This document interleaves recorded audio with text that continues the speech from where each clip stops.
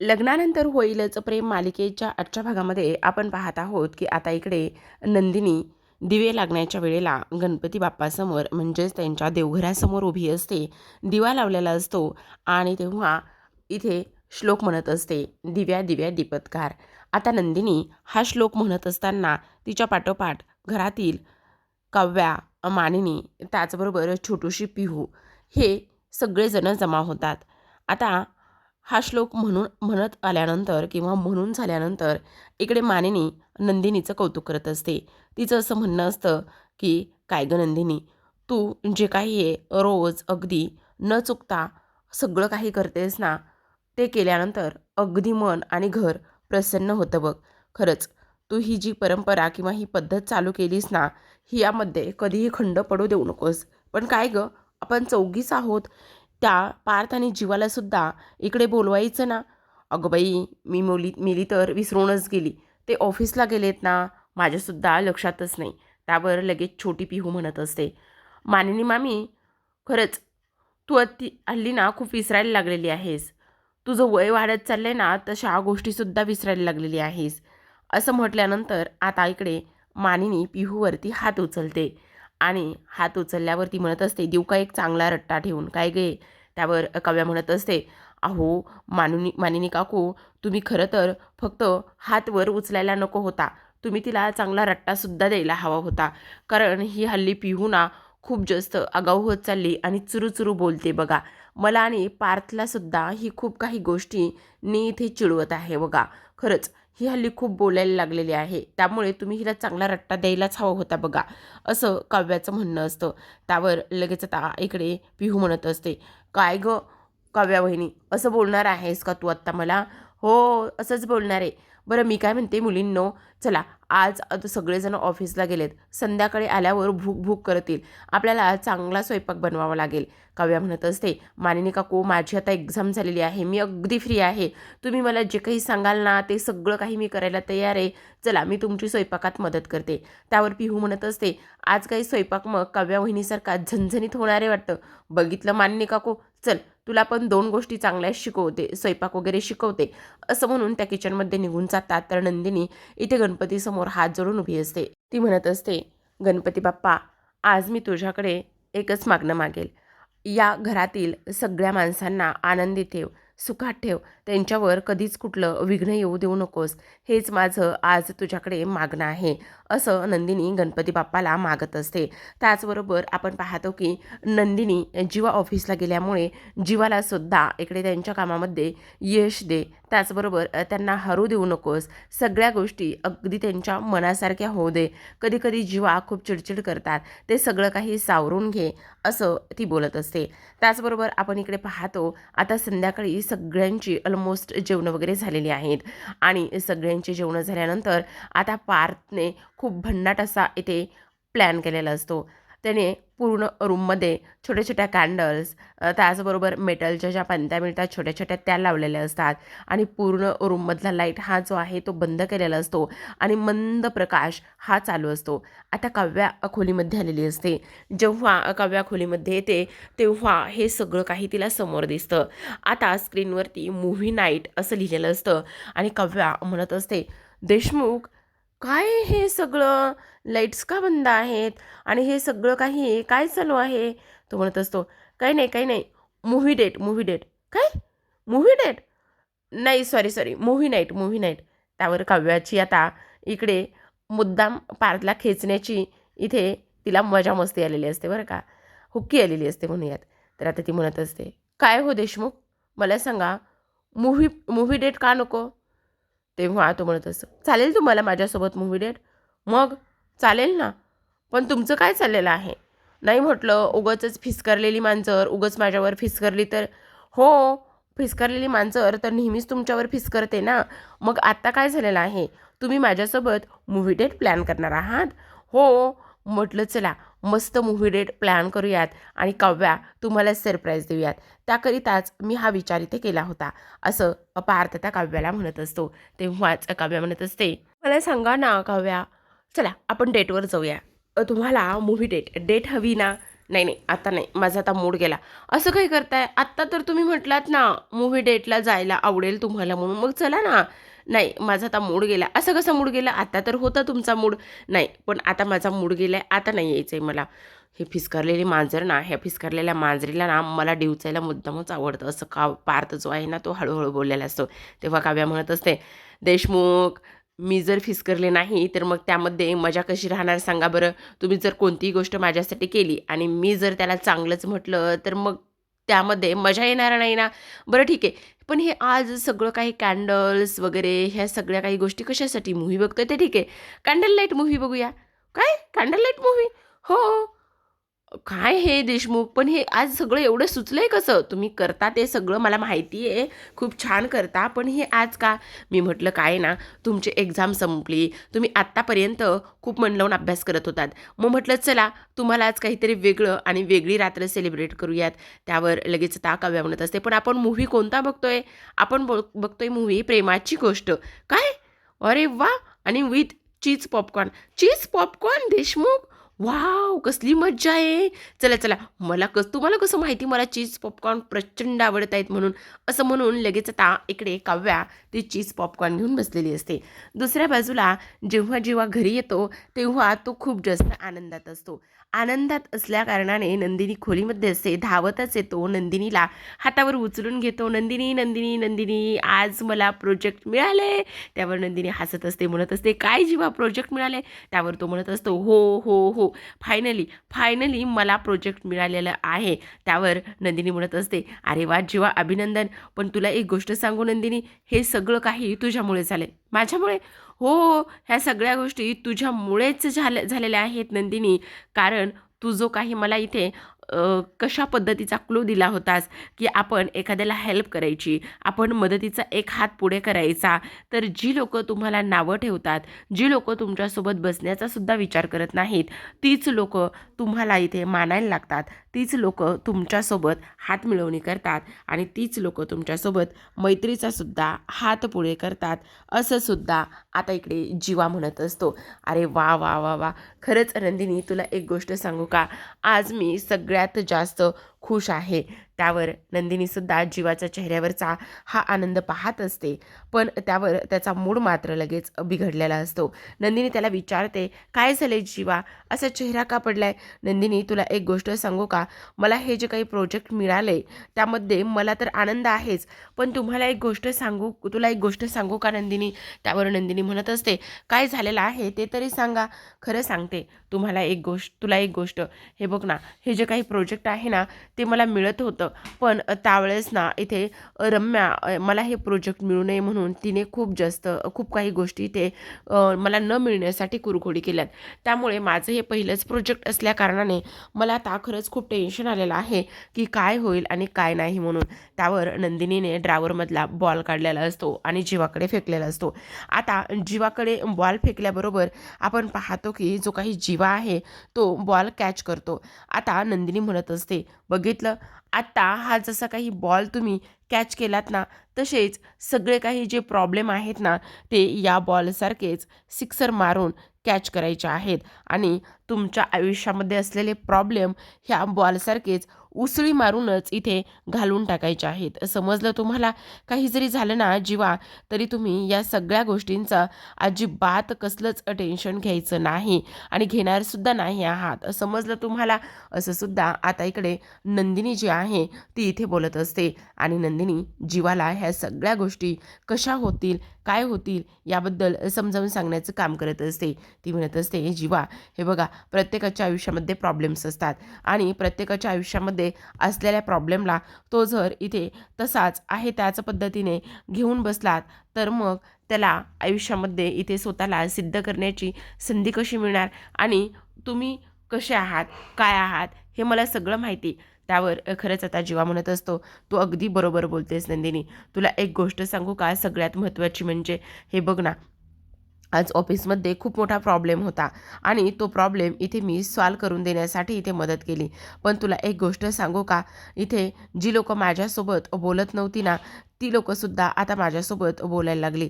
पण नंदिनी आणखी एक गोष्ट म्हणजे ह्या प्रॉब्लेममध्ये, ह्या प्रोजेक्टमध्ये मला रम्या आडवी येत होती. आता इकडे आपण दुसऱ्या बाजूला पाहतो की इकडे रम्या ऑफिसमधून घरी आलेली असते.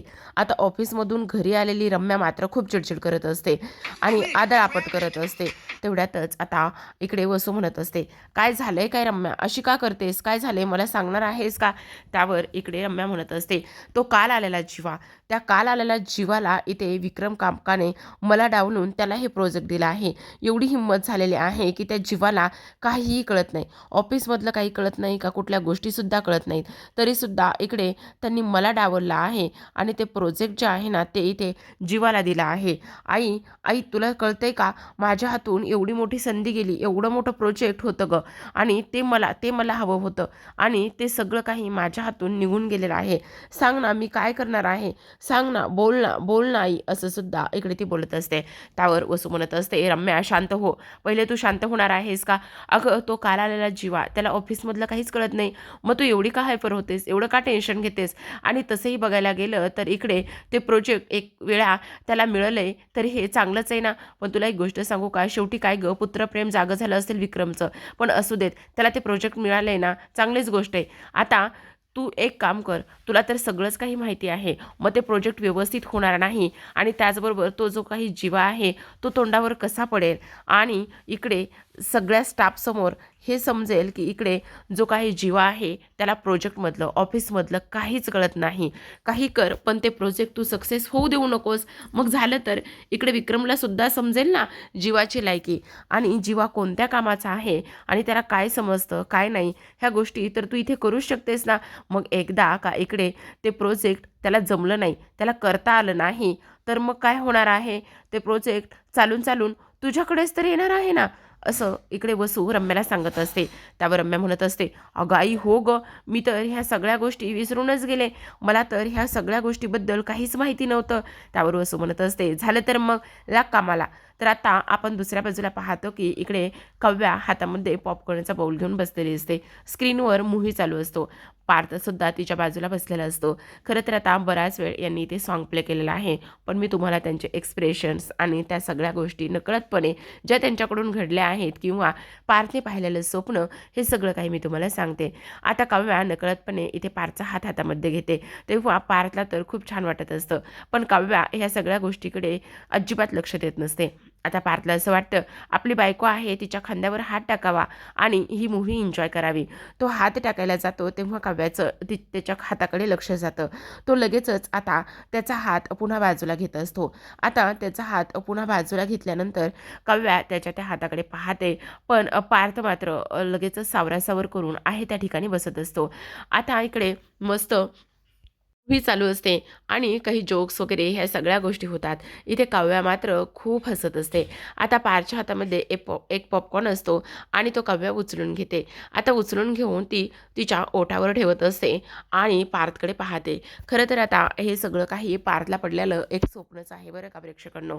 काव्याला नाही तर पार्थला पडलेलं स्वप्न आहे. तो स्वप्नामध्ये जातो आणि त्याला असं वाटतं की काव्या त्याला इशारा करत आहे. त्याचबरोबर छोटे छोटे बबल्स बॉल जे आहेत ते त्यांच्या अवतीभोवती फिरत असतात आणि गाणं सुरू झालेलं असतं. पारच्या चेहऱ्यावरचा हा आनंद मात्र द्विगुणित करणारा असतो. कारण नात्यामध्ये एक पाऊल पुढं टाकलंय असं त्याला वाटत असतं. पण जेव्हाच इकडे तो त्या पोजमध्ये असतो तेव्हा काव्याचं लक्ष त्याच्याकडे जातं आणि ती त्याच्या गालावरती टॅपटॅप करते आणि त्याला त्या स्वप्नातून जागं करण्याचा प्रयत्न करत असते.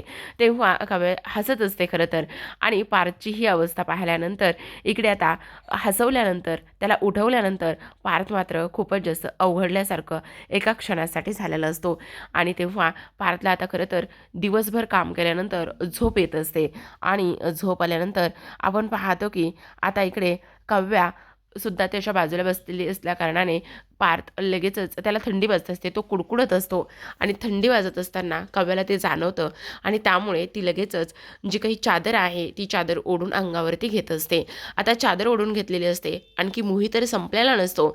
पण तेवढ्यातच आता पार्थला डोळा लागतो. आता पार्थ कसलाही विचार करत नाही आणि कसलाही विचार न करता लगेचच इथे आता काव्याच्या खांद्यावरती तो डोकं ठेवतो आणि तसाच झोपी जात असतो. तेव्हा आपण पाहतो की आता काव्या कव्वासुद्धा झोपलेल्या पारच्या गालावरती थोपटण्याचं काम करत असते आणि थोपटण्याचं काम केल्यानंतर पायातला ती शांतपणे आहे त्याच ठिकाणी ती झोपून देते. आता प्रेक्षकांनो, इथे आपण पाहतो की पार तर जवळपास झोपलेलाच असतो. त्याची पूर्ण झोप लागलेली असते त्याला आणि तेव्हा इकडे मात्र कव्यासुद्धा आता मूव्ही संपल्यानंतर आहे त्याच ठिकाणी तशीच तीसुद्धा झोपी गेलेली असते. तर आता ह्यांचा हा सीन तर इथे संपलेला आहे. पण आता मात्र इकडे दुसऱ्या दिवशी पार्थ हा कव्यासोबत कसा वागेल किंवा ह्या सगळ्या गोष्टी कशा होतील हे पाहणं खूपच इंटरेस्टिंग असतं. आता दुसऱ्या दिवशीचा सकाळचा सूर्योदय झालेला असतो. सूर्यास्तानंतर इकडे घरामध्ये छान प्रसन्न असं वातावरण असतं. आता जी आपली नंदिनी आहे ती जीवा आणि त्याचबरोबर तिच्यासाठी मस्त 2 चहा घेऊन आलेली असते. खोलीमध्ये येते तर काय पाहते, इथे जीवाने पूर्ण खोलीमध्ये पसारा घालून ठेवलेला आहे. आता जीवा खूप मन लावून काम करत असतो. त्याचं लक्ष थोडंसं डायव्हर्ट करायचं असतं तिला आणि ह्या सगळ्या टेन्शनमधून थोडंसं बाजूला टाकायचं असतं, बाजूला आणायचं असतं आणि त्यामुळेच ती आल्याबरोबर इकडे आता म्हणत असते, "ओ काय हो पसारेवाले, काय हा सगळा पसारा? एवढा पसारा कोण करतं?" त्यावर जीवा म्हणत असतो, "नंदिनी प्लीज शांत बस. आत्ता माझं खूप महत्त्वाचं काम चालू आहे, त्यामुळे तू मला अजिबात डिस्टर्ब करू नकोस." त्यावर नंदिनी म्हणत असते, "छे बाबा, सगळा मूडच गेला. मी तुम्हाला हसवण्यासाठी, ह्या सगळ्या गोष्टी करण्यासाठी एवढं तुम्हाला पसारेवाले म्हणत होते. पहिलं कसं होतं, मी तुम्हाला पसारेवाले म्हटले ना, तर तुम्ही माझ्याशी कचा भांडायचात.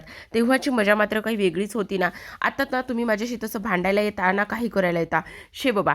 त्यावर आता इकडे जीवा म्हणत असतो, "हो नंदिनी, तू अगदी बरोबर बोलतेस. मी तुझ्याशी तेव्हा खूप भांडायचो, तेव्हा खूप मजा यायची. पण तुला सांगू का, आता ना मी खूप टेन्शनमध्ये आहे. मला हे प्रोजेक्ट पूर्ण करायचं आहे." त्यावर नंदिनी म्हणत असते, "बरं ठीक आहे, तुम्ही काम करालच हो, पण तुम्हाला एक गोष्ट सांगू का, मी आणलेल्या ह्या गरमागरम चहाबरोबर तुम्ही तुमचं काम पूर्ण करा, एन्जॉय करा." त्यावर लगेच आता इकडे जीवासुद्धा चहाचा कप उचलून घेत असतो आणि दोघेजणसुद्धा चहा पिण्यासाठी तयार असतात. आता खरं तर इकडे जो काही नंदिनीचा पूर्वीचा जर तुम्ही सीन पाहिलेला असेल एकदा मागे झालेला, तर त्यावर नंदिनीने चहा आणलेला असतो आणि मस्त बशीमध्ये चहा ओतून असा फुरके मारत तो जर चहा प्यायला तर त्यातला आनंद हा जीवाला आत्ता इथे आठवलेला असतो आणि सेम त्याच पद्धतीने इकडे आता जीवा आत्ताचा चहा एन्जॉय करत असतो. तुम्ही अजिबात काळजी करू नका. हे बघा, आत्ता कसं तुम्ही छान हसताय, छान एन्जॉय करताय, हे हसू कायम तुमच्या चेहऱ्यावर असंच राहू द्या. त्यावर जीवा म्हणत असतो, "हो, एकदा काय हे प्रेझेंटेशन पूर्ण झालं, हा प्रोजेक्ट मी सुरेश बेडेकर यांच्यासमोर सादर केला की झालं मग." त्यावर नंदिनी म्हणत असते, "सुरेश बेडेकर? हो, ते तर माझे प्रेझेंटेशन पाहणार आहेत, ते तर माझे क्लायंट आहेत." "अच्छा असं." तर नंदिनी मनातच म्हणत असते, "हे नाव का बरं मला कुठेतरी ऐकल्यासारखं वाटतंय पूर्वीच."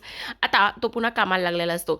तेव्हा चुकून इथे जो कपामध्ये थोडासा चहा असतो त्या चहाला जीवाचा धक्का लागतो आणि तो चहा मात्र जी त्यांनी प्रेझेंटेशनची फाईल तयार केलेली असते त्या फाईलवर सांडलेला असतो. आता जीवा आरडाओरडा करतो आणि म्हणत असतो, "काय झालंय हे सगळं, काही असं व्हायला नको." त्यावर नंदिनी त्याला म्हणत असते, "काय हे जीवा, हे बघा तुम्ही शांत व्हा बरं प्लीज, एवढं पॅनिक होण्याची काहीच गरज नाही. तुम्हाला एक गोष्ट सांगू का, मुळात हे बघा, जे काही सुरेश बेडेकर क्लायंट आहेत ना, ते तुमचं प्रेझेंटेशन पाहणार आहेत. फाईल कशी आहे ते नाही पाहणार. तुम्ही फाईलमध्ये त्या प्रेझेंटेशनमध्ये काय केले, तुमचे विचार, त्याचबरोबर ते सगळं काही पाहणार आहेत आणि फाईलवरून ते तुम्हाला जज नाही करू शकत ना." त्यावर जीवा म्हणत असतो, "अगं पण माझं हे पहिलंच प्रोजेक्ट आहे आणि हे असं व्हायला नको आहे." त्यावर नंदिनी आता एका विचारामध्ये हरवलेली असते.